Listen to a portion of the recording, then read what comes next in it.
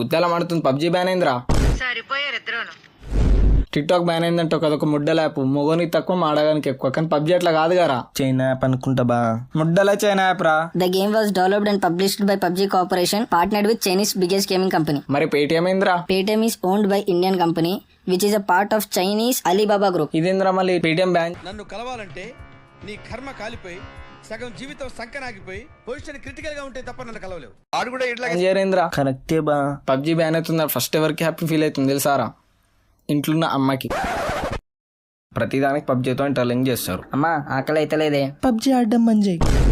మా నిద్రొస్తలేదే. పబ్జీ ఆడడం బంద్ చేయి. వచ్చిందంటున్నాడు. ఇంకా ఆడు పబ్జీ. చెప్తున్నావా పబ్జీ బంద్ చేయరా అంటున్నావు ఎప్పుడన్నా? ఇంకా ఆడు పబ్జీ. పబ్జీ వల్ల కరోనా వస్తుంది, మొత్తం అన్న వస్తుంది, దేశం కొట్టుకోపోతుంది.